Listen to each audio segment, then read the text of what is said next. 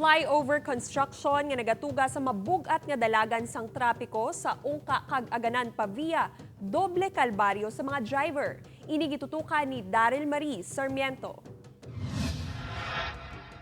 Talalupang doon naman sa may pagpugok sang trapiko, ilabi na kun rush hour, diri sa intersection sa ungka sa diin ginapatindog ang flyover. Madumduman nga nag-umpisa ang konstruksyon sang nagligad nga tuig. Sa nagapadayon nga konstruksyon, huolang dala sini sa mga pasahero kag doble nga kalbaryo sa mga driver nga nagapangunyadi nga makaginansya. Sa amin, katag inuras ka. Imo biyahe, guba. Suno pa sa isa ka driver ang kunta ni anom ka beses nga pabalik-balik agud makakuha sang pasahero sa masamay tatlo na lang bangod sa mahinay nga lakat sang trapiko. Ang resulta, apektado man ang ila kita. 600 o 700 okay. 500. Dira kala sa 4, 4-5. May mga traffic enforcer man nga nagadilihir sa trapiko kag may ginaobra man nga rerouting. Samtang gintinguan sa GMA Regional TV nga makakuha sang update sa DPWH6 na tuhoy sa konstruksyon sa flyover sa ungka kagaganan.